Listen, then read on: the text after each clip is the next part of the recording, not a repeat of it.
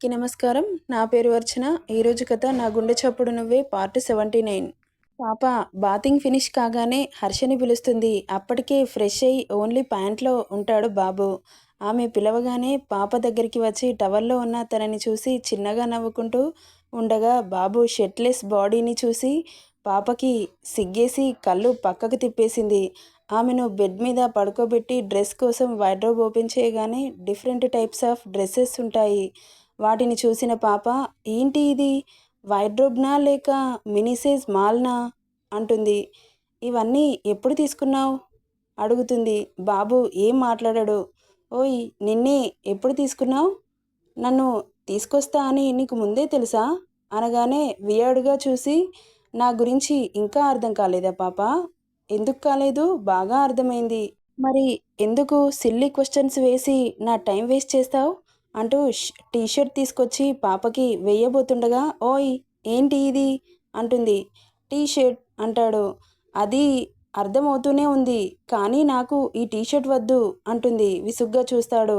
బాబు, నువ్వు ఎలా చూసినా నాకు ఈ టీషర్ట్ వద్దు, నేను కుర్తీ వేసుకుంటాను, ఓవర్ యాక్షన్ చేయకుండా టీషర్ట్ షార్ట్ వేసుకో అని వేయబోతుండగా వద్దు అన్నట్లు నెడుతుంది. ఇప్పుడు నువ్వు టీషర్ట్ షార్ట్ వేసుకోలేదనుకో, నీ ఒంటి మీద టవల్ లేకుండా చూడాల్సి వస్తుంది అనగానే షార్పుగా చూసి, చా సాడిస్ట్ ఫెలో, వీడు ఏది చెబితే అది వినాలి, లేకపోతే వాడికి నచ్చింది చేస్తాడు అంటూ రుసరుసలాడుతుంది. ఏయ్ ఇలా గునుక్కున్నావనుకో పాతేస్తా అంటాడు. పాప మూతి ముడేస్తుంది. బాబుకి అలాంటివేమీ పట్టవు కాబట్టి లైట్ అన్నమాట. అంతలో మేడ్ వచ్చి పాపకి ఫుడ్ తీసుకొస్తుంది. బాబు ఆ ట్రే తీసుకుని డోర్ వేసేస్తాడు. పాప డ్రెస్ మార్చుకుంటుంది. ఎప్పుడు కుర్తీలో చూసిన బాబు టీషర్ట్లో చాలా క్యూట్గా కనపడుతున్న పాపని చూసి చిన్నగా సైడ్ స్మైల్తో అంజుకి తెచ్చిన సూప్, రైస్ తీసుకొని తనని బెడ్ రెస్ట్కి అడ్జస్ట్ చేసి మేడ్ తెచ్చిన ఫుడ్ని తినిపిస్తూ ఉండగా, నేను తింటాను అంటుంది. షార్పుగా ఒక చూపు చూస్తాడు. టక్కున మౌత్ మ్యూట్ చేసుకుంటుంది పాప. హర్ష తనకి తినిపించి, నువ్వు కాసేపు రెస్ట్ తీసుకో, ఆఫీస్లో చాలా వర్క్ ఉంది, వెళ్తున్నా, మామ్ వస్తుంది, నిన్ను తను చూసుకుంటుంది అని చెప్పి ఆమె నుదుటిన చిన్నగా కిస్ పెట్టి షర్ట్ వేసుకొని అక్కడి నుండి వెళ్ళిపోతాడు. కిందకి వచ్చి, మామ్ నేను ఆఫీస్కి వెళ్తున్నా అనగానే, లంచ్ చేసి వెళ్ళు నాన్న అనగానే హర్ష డైనింగ్ టేబుల్ దగ్గరికి వచ్చి కూర్చుంటాడు. సింధూజ హర్షకి వడ్డిస్తుంది. మామ్ తనని చూసుకో అని చెబుతాడు. ఓకే నాన్న. అవును, డాడ్ ఎక్కడా కనబడట్లేదు? ఏమో నాన్న, నాకు కాల్ చేయలేదు నిన్నటి నుండి, ఇంటికి కూడా రాలేదు, కాల్ చేస్తే లిఫ్ట్ చేయట్లేదు అనగానే, అవునా అని వెంటనే మొబైల్ చేతిలోకి తీసుకొని రాజారావుకి కాల్ చేస్తాడు. Hello dad, where are you? నేను ఆఫీస్ పని మీద లండన్కి వచ్చాను. లండనా? మరి నాకు ఒక్క మాట చెప్పలేదు? నువ్వు చాలా బిజీగా ఉన్నావు కదా అని చెప్పలేదు అంటాడు. తండ్రి ఇంటెన్షన్ అర్థమయ్యి కోపం వస్తున్నా దూరంగా ఉండడంతో సైలెంట్గా ఉంటాడు హర్ష. ఎంత బిజీగా ఉంటే కాల్ చేసి చెప్పడానికేంటి? అయినా అంత అర్జెంటుగా లండన్కి ఎందుకు వెళ్ళాల్సి వచ్చింది?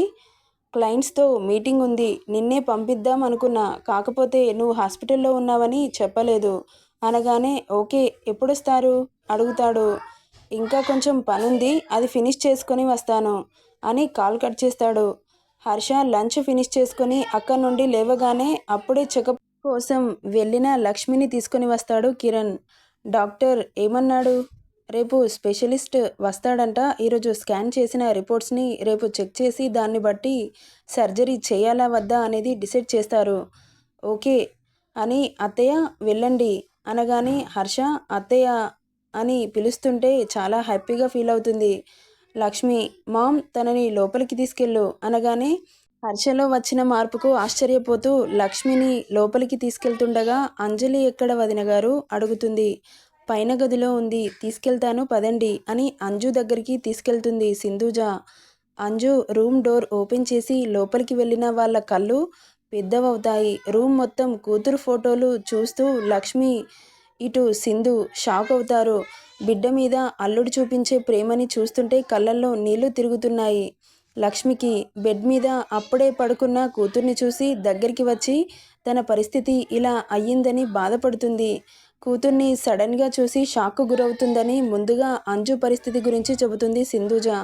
కూతురి పక్కన కూర్చొని మెల్లగా తన తల నిమురుతూ ఆమెను కాసేపు చూసుకొని అక్కడి నుండి వెళ్తుండగా అమ్మ చేయి పట్టుకుంటుంది అంజు. వెనుకకు తిరిగి చూసి అంజమ్మ అని ఆమెను దగ్గరికి తీసుకుంటుంది. అమ్మా నీకెలా ఉంది అడుగుతుంది. నేను బాగానే ఉన్నాను తల్లి, నీకెలా ఉందమ్మా? నాకేంటమ్మా, నీలాగా చూసుకునే భర్త దొరికాడు. ఇంకేంటమ్మా, నా అంత అదృష్టవంతురాలు ఎవరున్నారు చెప్పు అని కూతురు ముఖంలో ఎన్నడూ చూడని సంతోషం చూస్తుంటే తల్లి కడుపు నిండిపోయింది. తల్లి కూతుర్లు మాట్లాడుకుంటుంటే వాళ్ళని డిస్టర్బ్ చేయడం ఇష్టం లేక అక్కడి నుండి వెళ్ళిపోతుంది సింధూజ. నిత్య, శ్వేత, ఆనంద్ ముగ్గురు చెస్ ఆడుకుంటూ ఉండగా శ్వేత, ఆనంద్ అంటూ పిలుస్తాడు హర్ష. హా బావగారు అంటూ బయటకు వస్తారు. పదండి అంటాడు. తను అలా అనగానే ఇంకో మాట మాట్లాడకుండా వెనకే వెళ్తారు ఇద్దరు. కిరణ్, నువ్వు ఆఫీస్కి వెళ్ళు. వర్క్ చేయమంటే నాటకాలు చేస్తున్నారు. ప్రాజెక్ట్ వర్క్లో ఒక్క మిస్టేక్ ఉన్నా వాళ్ళకి రిజిగ్నేషన్ లెటర్ ఇచ్చి పంపివు. నేను ఇంకో 2 అవర్స్లో ఆఫీస్లో ఉంటాను అని ఆర్డర్ పాస్ చేసి అక్కడి నుండి వాళ్ళని తీసుకొని వెళ్ళిపోతాడు. కిరణ్ ఆఫీస్కి వెళ్ళిపోతాడు. కారులో కూర్చున్న శ్వేత, ఆనంద్ హైదరాబాద్ అందాలను కళ్ళప్పగించి చూస్తూ ఉంటారు. ఊర్లో పంట పొలాలు చూసి ఇక్కడ ఆకాశాన్ని తాకుతున్న అపార్ట్మెంట్ని చూస్తుంటే వింతగా చూస్తూ ఉంటారు. Car Gachibowli Oakridge international school ముందు ఆగుతుంది. అంత పెద్ద స్కూల్ని చూసిన వాళ్ళిద్దరూ షాక్తో కళ్ళు పెద్దవి చేసి చూస్తున్నారు. పదండి అంటూ లోపలికి తీసుకెళ్తాడు హర్ష. ఇక్కడికెందుకు తీసుకొచ్చారు బావగారు అడుగుతుంది శ్వేత. మీరు ఇప్పటి నుండి ఇదే స్కూల్లో చదువుతున్నారు అనగానే నేను ఊర్లో చిన్న స్కూల్లో చదివాను. ఒకేసారి ఇంత పెద్ద స్కూల్లో చదవడం అంటే నేను వాళ్ళ స్పీడ్ మైండ్తో రీచ్ అవ్వగలుగుతానా అంటుంది శ్వేత. నువ్వు తక్కువ అంచనా ఎప్పుడు వేసుకోకూడదు. ప్రతి ఒక్కరిలో ఏదో ఒక టాలెంట్ ఉంటుంది. నీ మీద నీకు కాన్ఫిడెంట్ ఉండాలి. స్టడీదేముంది, ఆటోమేటిక్గా అదే వస్తుంది అంటూ ఆఫీస్ రూమ్కి తీసుకెళ్తాడు. ఆల్రెడీ ఆ స్కూల్ ప్రిన్సిపల్ హర్షకి ముందుగానే పరిచయం ఉండడంతో శ్వేత, ఆనంద్ గురించి ముందే కాల్ చేసి చెబుతాడు. అప్పటికే అడ్మిషన్స్ అన్నీ క్లోజ్ అయినా కూడా హర్షని చూసి ఆ స్కూల్లో వీళ్ళకి సీట్ ఇస్తారు. వాళ్ళ మీద స్పెషల్ ఫోకస్ చేయమని చెబుతాడు హర్ష. వాళ్ళిద్దరినీ ఇంటర్వ్యూ చేసి ఎవరి క్లాస్కి వాళ్ళని వెళ్ళమని చెబుతారు. శ్వేత, ఆనంద్ స్కూల్ అయిపోగానే మిమ్మల్ని పిక్ చేసుకోవడానికి కార్ వస్తుంది, అందులో రండి ఓకేనా అని చెబుతాడు. ఓకే బావగారు అంటారు ఇద్దరు. Okay, you go to class అని చెప్పి ఓకే సార్ థ్యాంక్ యూ అని అక్కడి నుండి ఆఫీస్కి బయలుదేరుతాడు హర్ష. కార్ని ఆఫీస్కి పరుగులు పెట్టిస్తాడు. అంతలో కాల్ రావడంతో బ్లూటూత్ ఆన్ చేసి మాట్లాడుతూ ఉండగా వెనుక ఒక ట్రక్ హర్ష కారు మీదకి దూసుకు వస్తూ ఉంటుంది.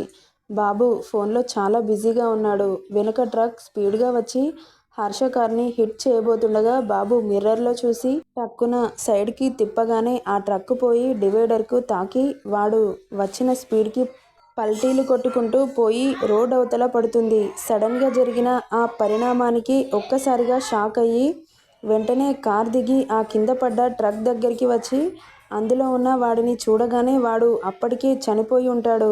హర్ష ట్రక్ నెంబర్ ప్లేట్ చూస్తాడు, కానీ అది ఎంటీగా ఉండడంతో వెంటనే పోలీస్ స్టేషన్కి కాల్ చేస్తాడు. చేసిన నెక్స్ట్ సెకండ్లో హర్ష ముందుంటారు ఆఫీసర్స్. అప్పటికే అక్కడ జనం అంతా పోగవుతారు. ట్రక్లో ఉన్న బాడీని ల్యాబ్కి పంపించండి అనగానే వెంటనే మార్చురీ వ్యాన్ వచ్చి ఆ బాడీని అక్కడి నుండి తీసుకెళ్ళిపోతుంది. హర్ష, మీకు ఎవరి మీదనైనా అనుమానం ఉందా అని అడుగుతారు. ఆ మాటకు టక్కున ఎంపీ గుర్తొస్తాడు హర్షకి.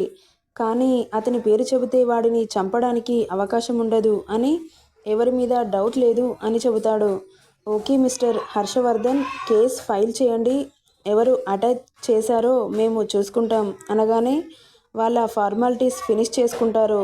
ఇక మీరు వెళ్ళండి, ఎలాంటి ప్రాబ్లం వచ్చినా మాకు ఇన్ఫామ్ చేయండి అని చెప్పగానే అక్కడి నుండి ఆఫీస్కి వెళ్ళిపోతాడు హర్ష. కానీ ఎవరు మర్డర్ అటెంప్ట్ చేశారో అర్థం కావట్లేదు తనకి.